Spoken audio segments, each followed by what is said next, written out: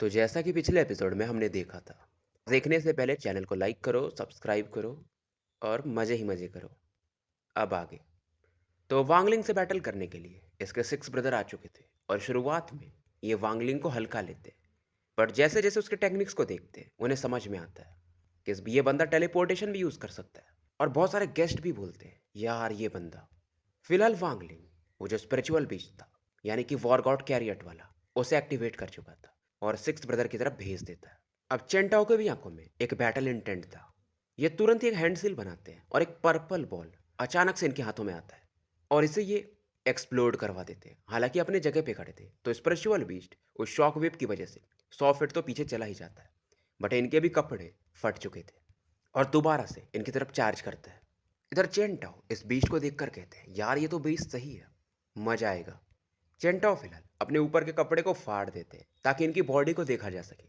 इनके हाथों में एक रस्सी था जो कि मानो जिंदा हो और इसका नाम है अर्थ ड्रैगन टेंडन।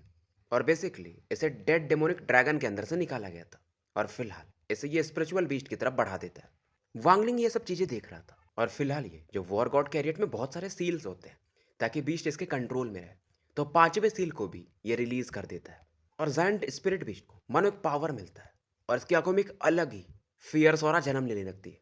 और ये काफ़ी खुश भी था क्योंकि 10,000 सालों से ये कहीं ना कहीं ट्रैप था। और पहले वांगलिंग इनके सील्स कभी नहीं खोलता था क्योंकि अब इसका पावर लेवल भी ठीक ठाक है, तो फिलहाल ये इन्हें यूज़ कर सकता है। और कहा भी ऐसा जाता है कि जो गॉड स्लिंग वॉर कैरियर्स हैं, ये सेलेस्टियल गॉड्स को भी मार सकते हैं, तो ये इतना वीक हो भी कैसे सकते थे। तो वहाँ पे थोड़ा सा ट्रांसलेशन मिस्टेक है। वांगलिंग ने अभी इसका बस फर्स्ट सील खोला था, टोटल शायद इसमें 5 सील होते हैं। अब इस सीन को देख करके, क्योंकि बीच के जो सिंग वगैरह थे, जो बॉडी थी, उसमें एक अलग ही पावर आ रहा था। चेंटाओ भी हैरान था। फिर भी ये चार्ज तो करता है। इसके एक हाथों में वो पर्पल बॉल था और दूसरे हाथों में इसका ड्रैगन वाला रस्सी। पर जैसे इनका कोलिजन होता है, चेंटाओ इस बार चीख मारता है क्योंकि जब इसका फर्स्ट सील अनलॉक हो गया तो ये बीस्ट अब डेवोर नहीं करना चाहता था। अब इसके पास वो बैटल इंटेंट भी था, इसका अपना खुद का पावर था। जैसे मुंह में आग का गोला बनाया और सामने की तरफ उछाल दिया। चेंटाओ को और गुस्सा आता है और ये कहता है वांगलिंग से कि जूनियर अप्रेंटिस ब्रदर, अब मानना पड़ेगा कि तुम्हारे पास क्वालिफिकेशन है मेरा जूनियर ब्रदर कहलाने का, लेकिन हर एक क्वालिफिकेशन का एक प्राइस होता है। वांगलिंग देखता है चेंटाओ की तरफ और धीरे से कहता है, लेकिन तुम्हारे पास क्वालिफिकेशन नहीं है कि तुम मेरे बड़े भाई कहलाओ।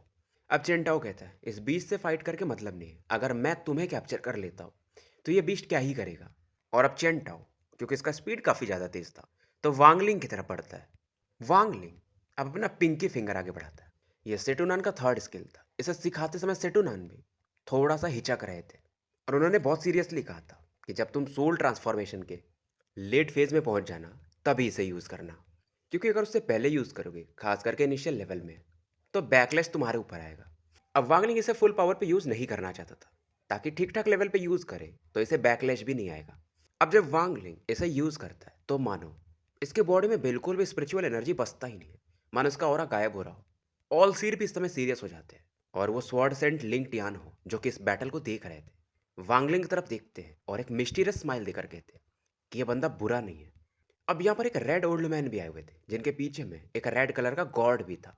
दारू वगैरह मार रहे थे ये और वांगलिंग की तरफ देखकर कहते, ये स्पेल वैसा ही लग रहा है जैसा कि मैं एक पागल बंदे से मिला था आते समय इधर। शायद ये सेटो भाई से टकरा गया होगा। इधर चेंटाओ वांगलिंग के काफ़ी करीब था, 5 फीट के करीब था और इस समय ये वो डेंजरस ऑरा फील करता है। और ऐसा हो रहा जब ये कुछ किसी पुराने पावरफुल बंदे से फाइट कर रहा था तब फील किया था। और वांगलिंग की आंखों में एक अलग ही पागलपन सा था, रूथलेसनेस मानो टॉप पर हो। और वांगलिंग अब कहता है, अंडरवर्ल्ड फिंगर, ये सेटुनान का लास्ट किलिंग स्पेल्स में से एक था। क्योंकि जो शुरुआत के 2 स्पेल वांगलिंग यूज करता था, एक डेथ फिंगर और दूसरा आई गेस डेमोनिक फ्लेम, वो दोनों तो ठीक है, बट इससे सीखने के लिए आपको अंडरवर्ल्ड एक्सेशन मेथड आना चाहिए। इसके बिना आप सीख नहीं सकते। और सिटू के हिसाब से हालांकि इस पावरफुल अटैक का पावर सेलेस्टियल स्पेल के आसपास नहीं होगा, लेकिन लगभग उसके करीब होगा। इसीलिए इस स्पेल को अगर आपको पूरी तरह से यूज करना है तो एसेंडेंट लेवल पे होना जरूरी है। अब ये जो अंडरवर्ल्ड फिंगर था, इसमें वांगलिंग का डोमेन पावर भी यूज होता है। एक ग्रे गैस को देखा जा सकता था। लोग भी जो कि पावरफुल कल्टीवेटर्स थे वो पहचान जाते, यार ये तो लाइफ एंड डेथ डोमेन है। और ये जो अटैक था काफ़ी तेज था, जो कि 2 फिंगर्स में बदल जाता है। क्योंकि उसमें एक में लाइफ हो रहा थी, दूसरे में डेथ हो रहा। पर चेंटाओ के भी आंखों में एक बैटल इंटेंट था। इसके दोनों पाम पर हाफ मून शेप का गोल्डन लाइट चमकने लगता है और दोनों अटैक्स को ये अपने दोनों हाथों से ब्लॉक कर देता है। खतरनाक लेवल का एक कोलिजन होता है। मानो आसमान में एक भंवर सा क्रिएट होने लगता है। धीरे धीरे लाइफ और डेथ डोमेन गायब हो जाता है। वांगलिंग भी उस अटैक के कारण कुछ कदम पीछे जाता है और थोड़ा बहुत खून की उल्टी करता है। ये चेंटाओ की तरफ देखकर कहता है कि मैं गिव अप करता हूँ। वहीं चेंटाओ वांगलिंग को एक कोल्ड लुक दे रहा था और ये कहता भी है कि जब तुम असेंडेंट लेवल पे पहुंच जाओगे तो तुम और मैं जरूर बैटल करेंगे। ठीक है सेवंथ ब्रदर।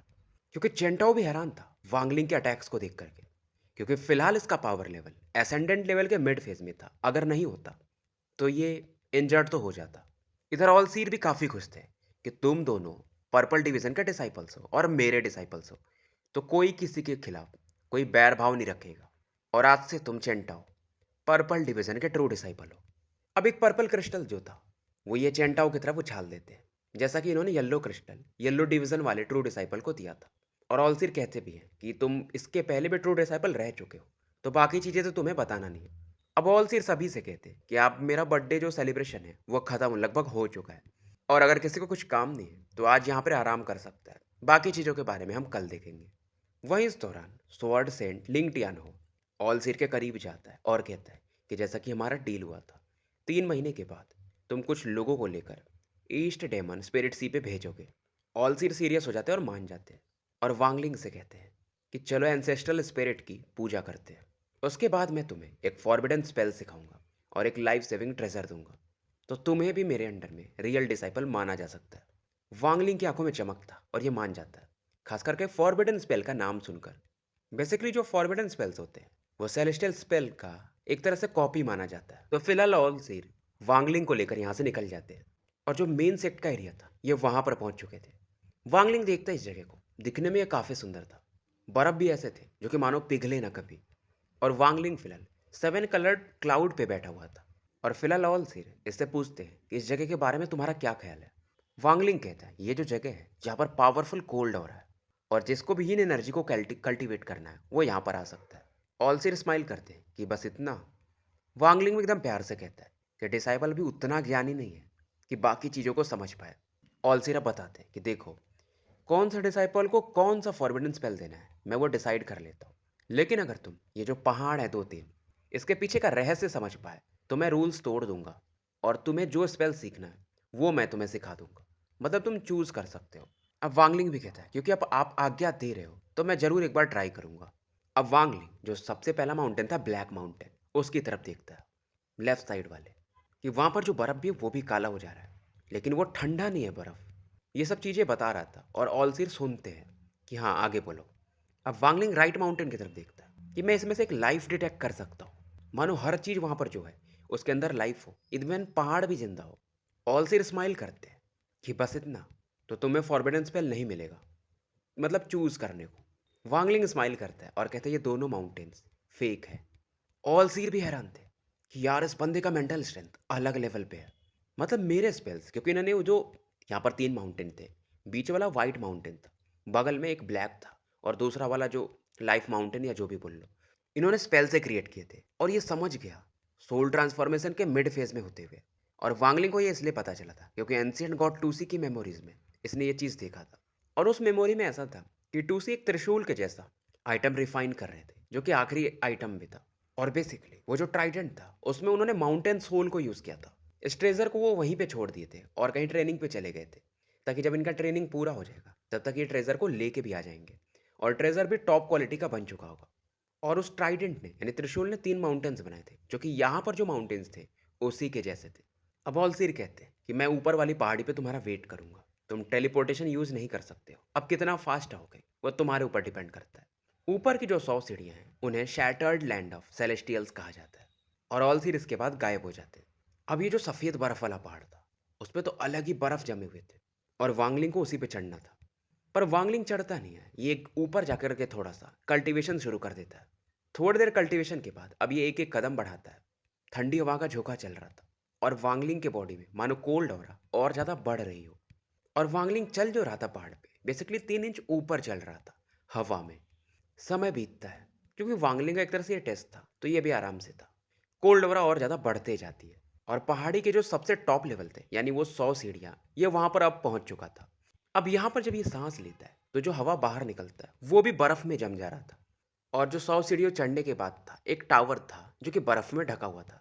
इसे ही शैटर्ड लैंड ऑफ सेलेस्टियल कहा जाता है। और यहाँ पर जब ये चलता है, तो माउंटेन को पहली बार टच करता है। पर ये ऑरा, जो कोल्ड ऑरा थी, पहले से बहुत ज़्यादा फ़ियर्स थी, तो इसके पैर के थ्रू इसके बॉडी में एंटर करने लगती है। इसके नसों को मानो जमाने लगती है। लेकिन वांग लिंग अपने ओरिजिन सोल से एक डिवाइन सेंस को एक्टिवेट करता है और कोल्ड ऑरा धीरे धीरे शांत होने लगती है। और वांगलिंग कहता भी है कि ये ठंडक, ये कोल्डनेस मेरे हार्ट से ज़्यादा कोल्ड नहीं है और ये मेरे दिल को नहीं जमा सकती, क्योंकि मेरा दिल ज़्यादा कोल्ड है, तो मुझे कैसे फ्रीज़ करेगी, मेरे सोल को कैसे फ्रीज़ करेगी। और वांगलिंग ऐसा इसीलिए कर पा रहा था क्योंकि इसका दिल बर्फ़ का था। सच में बर्फ़ का नहीं था, ये बहुत ज़्यादा कोल्ड बंदा था। सीधा सीधा इसका विल पावर बहुत स्ट्रांग था। ऊपर एकदम ऑलसिर बैठे हुए थे और वांगलिंग को देख रहे थे और अपने विचारों में खोए हुए थे, क्योंकि ऑलसिर के हिसाब से भी ये जो 100 सीढ़ियाँ हैं, इसमें वांगलिंग 10 ही चढ़ सकता था सोल ट्रांसफॉर्मेशन के मिड फेज के हिसाब से। बट वांगलिंग ऊपर बढ़ते जा रहा था। 21 सीढ़ियाँ ये चढ़ चुका था और 22वें की तरफ इसके कदम बढ़ रहे थे। इसलिए ऑल सीर भी शॉक्ड थे कि इस बंदे का जो प्योरिटी ऑफ माइंड है, जो मन की पवित्रता है या दिमाग की पवित्रता, वो अलग लेवल पे है। और ये अपने माइंड को यहाँ पर और ज़्यादा प्योर कर रहा है इन चीज़ों के, ये जो कठिनाइयाँ आ रही हैं। और इस बच्चे को जो सेलेस्टियल कल्टीवेशन कहा जाता है, ट्रुथ कल्टीवेशन कहा जाता है और डाओ कल्टीवेशन कहा जाता है, उसके बारे में भी समझ आ रहा है। इसका हार्ट बहुत कोल्ड है और ये मन में कहते हैं कि वांगलिंग, मास्टर ने भी तुम्हें अंडर एस्टिमेट कर दिया। शायद अगर तुम 10,000 साल तक कल्टीवेट करो, तो शायद तुम तीसरे रियल में भी पहुंच जाओ, निर्वाणा वाले लेवल में। मतलब रियल निर्वाणा वाले लेयर में पहुंच पाओगे। इधर 21 स्टेप चढ़ने के बाद वांगलिंग एकदम ठंडक फील करता है। और इस समय इसका जो डोमेन था, life and death domain, reincarnation domain जिसे हम कह सकते हैं, वो एक्टिवेट होता है। और इसकी मदद से अब ये 22वां सीढ़ी चढ़ता है और इसमें पूरा माउंटेन में क्रैक आने लगते हैं। और ये भी कहते हैं कि उस समय जो सन यून थे, उस समय वो सोल ट्रांसफॉर्मेशन के लेट फेज में थे और उन्हें 26 सीढ़ियाँ चढ़ी थी। वांगलिंग, तुम कितना चढ़ पाओगे? और वांगलिंग अब काफ़ी तेज़ी से बढ़ता है क्योंकि इसका डोमेन पावर एक्टिवेट था।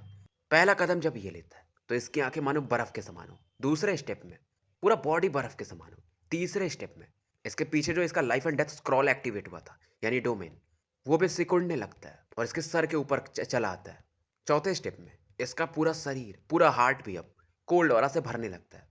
कोल्डनेस भी इसके डोमेन के साथ फ्यूज हो रहा था। उसके बाद ये 5वां कदम लेता है और वांगलिंग टोटल 27 सीढ़ियाँ चढ़ चुका था और इसका जो लाइफ और डेथ स्क्रॉल था, इसके सर के ऊपर 3 इंच के ऊपर उड़ रहा था, जो कि मानो इसके ओरिजिन सोल के साथ अब फ्यूज होने लगा था। अब इसके जो बड़े बाल थे, बिना हवा के भी वो लहरा रहे थे। आसपास जो बर्फ थे, वो भंवर के समान घूमने लगते और अपने आप पीछे हटने लगते। और एक तरह से अब जो वांगलिंग का डोमेन था, वो सॉलिड फॉर्म ले रहा था। और इस तरह से इसका जो असेंडेंट लेवल में जाने का रास्ता वो आसान ही हो रहा है, क्योंकि जब तक आप अपने डोमेन को थोड़ा सॉलिड फॉर्म में नहीं लाओगे, माइंड प्योर नहीं कर पाओगे, तब तक वहाँ पर पहुँचना थोड़ा मुश्किल होता है। तो डोमेन की भी समझ इसकी बढ़ चुकी थी। ऑलसीर देखते हैं और कहती है ये बंदा 100 साल के अंदर एसेंडेंट लेवल पे पहुंच जाएगा, क्योंकि डोमेन अब इसका इसके बॉडी के अंदर एंटर कर रहा है। इधर वांगलिंग 27 सीढ़ियाँ चढ़ चुका था और शायद ये इसका लिमिट था और 25 सीढ़ी पर ही इसका लिमिट था। लेकिन जब इसका डोमेन इसके बॉडी में फ्यूज हो जाता है, तो ये उस पावर की वजह से 27 सीढ़ियाँ चढ़ पाता है। और ये जानता था 28वीं सीढ़ी पर चढ़ने पर इसका डोमेन कोलैप्स कर सकता है, क्योंकि यहाँ पर बहुत पावरफुल फोर्स है। और इसी दौरान यहाँ पर वही 7 कलर्ड लाइट चमकती है, जो भी कोल्ड ऑरा थी गायब हो जाती है और ऑलसीर की आवाज़ आती है कि ऊपर आ जाओ। और अब क्योंकि ऑरा खत्म हो चुकी थी, तो वांगलिंग पलक झपकते ऊपर पहुंच जाता है। और अब ये वांगलिंग को बताते हैं कि हमारे हेवनली फेट के सेक्ट के कोई एंसेस्टर नहीं है। बेसिकली ये जो हेवनली फेट स्पेल है, यही हमारे एंसेस्टर है। और मैं यही सीखना चाहता हूँ कि बिना किस्मत के, फेट मतलब बेसिकली किस्मत, कुछ भी हासिल नहीं किया जा सकता। और उस समय की बात है जब मैं प्लेनेट सुजाको से गुजर रहा था और तुम अपने डोमेन को समझ रहे थे, तभी मैं तुमसे मिला था। और ये कहीं ना कहीं हमारा फेट था कि तुम मेरे डिसाइपल बनो, मैं तुम्हारा मास्टर बनूं। इसीलिए मैंने तुम्हें अपना डिसाइपल बनाया। वांगलिंग भी एकदम इज्जत देता है और शांत रहता है और ये बोलते भी है कि तुमने 27 सीढ़ियाँ चढ़ी, जो कि मैंने भी नहीं सोचा था। ये अपने हाथ को घुमाते हैं, स्पेस में क्रैक कर देते हैं और उस जगह से 7 कलर्ड लाइट बाहर निकलती है और जो भी पूरा सेक्ट का एरिया था, उसे ये सातों कलर की लाइट घेर लेती है। और ये बताते हैं वांगलिंग को, पूरी लाइफ में ये 7 कलर को बहुत ज़्यादा प्यार करता हूँ।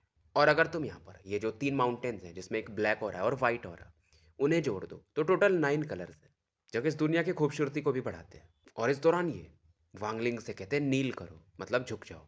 वांगलिंग भी तुरंत ही अपने पैरों पे आ जाता है और ये कहते हैं कि मैं ऑल सीर वांगलिंग तो मैं एक्सेप्ट करता हूँ इन 9 कलर के सामने पर्पल डिवीजन का 7 डिसाइपल। क्या तुम मेरे डिसाइपल बनना चाहोगे? सेक्ट रूल को फॉलो करना चाहोगे? क्या तुम हेवनली फेट सेक्ट को बिट्रे नहीं करोगे? कल्टीवेशन पे फोकस करोगे और अपने डाव को कंप्लीट करोगे? आंसर दो। वांगलिंग भी सीरियस था और ये कहता भी है जब तक मास्टर मुझे बेट्रे नहीं करेंगे मैं मास्टर को कभी बेट्रे नहीं करूंगा, यानी धोखा नहीं दूंगा। और जब तक मुझे हेवनली सेक्ट यानी जिसमें है ये वो धोखा नहीं देगा मैं भी कभी धोखा नहीं दूंगा। ये मैं वांगलिंग का प्रॉमिस है। ऑलसीर भी सीरियस थे इस दौरान। वो जो 7 कलर का एक ऑल्टर आसमान से प्रकट होता है, पिलर बोल सकते हो, जो कि काफी बड़ा था। और ऑलसीर के लेफ्ट हैंड में एक लकड़ी का टैबलेट था और इस टैबलेट में बेसिकली ये वांगलिंग का नाम लिख देते हैं पर्पल फ्लेम के थ्रू और कहते हैं कि अब मैं तुम्हें फॉरबिडन टेक्निक सिखाऊंगा, कौन सा सीखना चाहोगे? अब वांगलिंग भी विचार करने लगता है कि देखो बात सीधी कैसी है कि जितना पावरफुल सेलेस्टियल स्पेल होगा उतना ही पावरफुल उसका कॉपी होगा, यानी कि फॉरबिडन स्पेल। वांगलिंग विचारों में था और सीध भी इसके विचारों को तोड़ते नहीं है, ये इसे बस देख रहे थे और ये भी देखना चाहते थे कि ये बच्चा किस प्रकार का स्पेल चूज करता है। वांगलिंग के मन में बहुत सारे विचार आते हैं कि देखो इसके पास वो टेलीपोर्टेशन टेक्निक है ही, किलिंग टेक्निक सेटू नाने से बता ही दिया, और स्पेस में इसके पास स्टार कॉम्पास है जिसकी मदद से काफी तेजी से ये भाग सकता है। तो ये बोलता है फाइनली कि सर्वाइवल स्पेल। ऑल सीर भी स्माइल करते हैं कि तुम्हें सर्वाइवल स्पेल क्यों चाहिए? सर्वाइवल मतलब अगर आप बच के निकल गए तो, वैसा अगर किसी बैटल में हो तो वांगलिंग बताता है कि जब तक मेरे शरीर में एक लाइफ की बूंद भी है, मतलब लाइफ फोर्स है, मैं अगर सर्वाइव कर गया हूं तो मैं फिर से अपने ग्रैंड डाउ के रास्ते पर निकल सकता हूँ। ऑलसीर भी कहते हैं कि यार ऐसा स्पेल तो मेरे पास भी नहीं है। वांगलिंग अब कुछ बोलता नहीं है। अब ये कहते हैं कि मेरे पास टोटल 36 तो फॉरबिडन स्पेल है, मैं उस जगह को खोल देता हूँ, तुम्हें जो चूज करना है तुम कर सकते हो। और वांगलिंग फिलहाल उस स्पेस में एंटर कर जाता है और अंदर में से बहुत सारे ऑल सीर्स देखते हैं। बेसिकली जो हर एक स्पेल था उसे ऑल सीर अंदर में उनका इल्यूजन था, या समझ लो कॉन्सियसनेस था, जो कि इसे करके दिखा रहा था कि देखो ये स्पेल ऐसा यूज करते। जैसे वहां पर जो भी स्पेल्स इसने आज तक देखे थे वांगलिंग ने, इसकी फोर्थ सिस्टर जो टेलीपोर्टेशन यूज करती थी वो भी देखने को मिलता है। साथ में वो 9 साइकिल सेलेस्टियल रिफाइनिंग टेक्निक यानी जिसमें मेटल फोर्स यूज करते हैं वो भी दिखता है।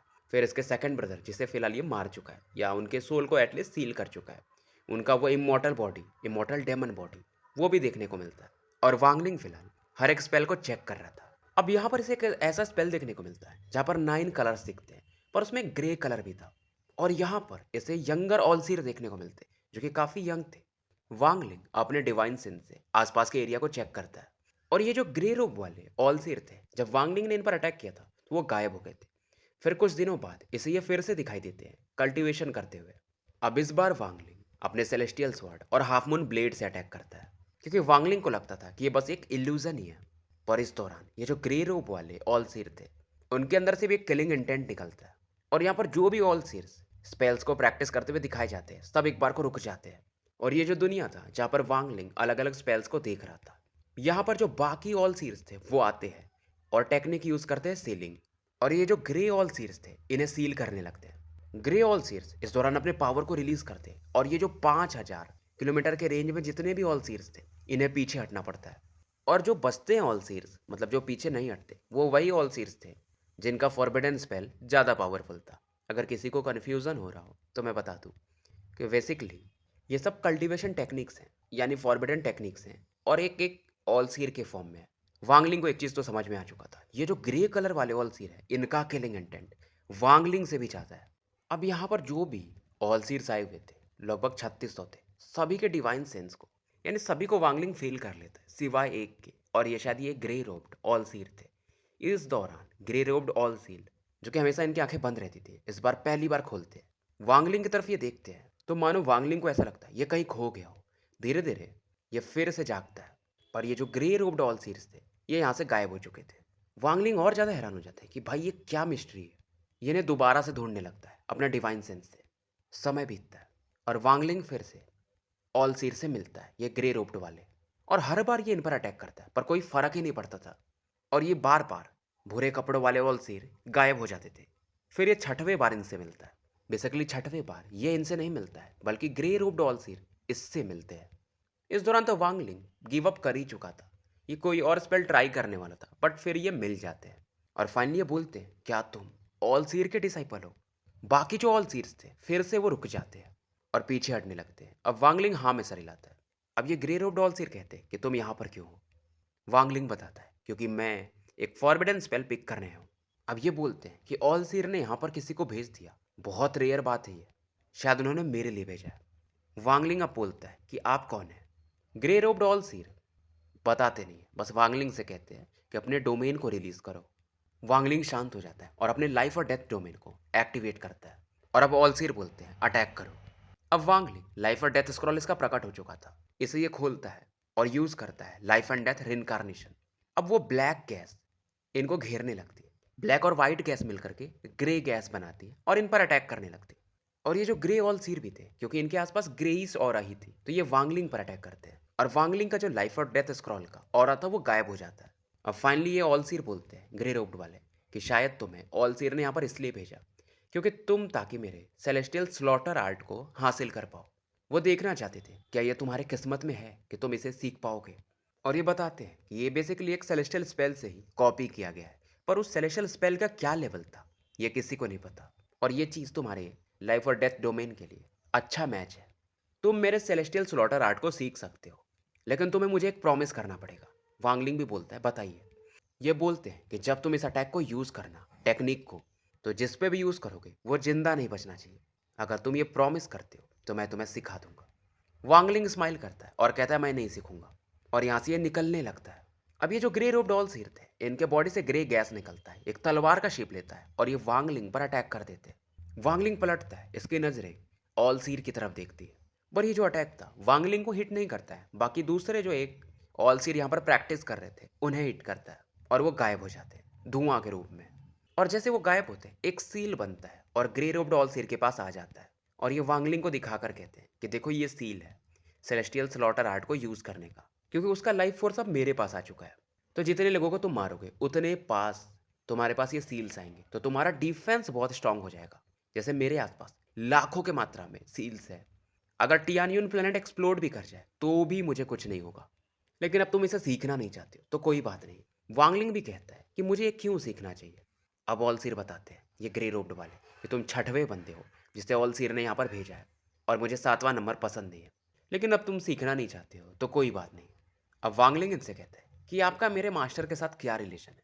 अब ये ग्रे रोब्ड एल्डर अपना हैंड साइन मूव करते हैं और आसपास ग्रे गैस इकट्ठा होने लगता है जो कि एक जेड में बदल जाता है। वांगलिंग इसे टच करता है और जैसे टच करता है इसके आसपास ये जो 7 कलर वाली दुनिया थी ये बदलने लगती है।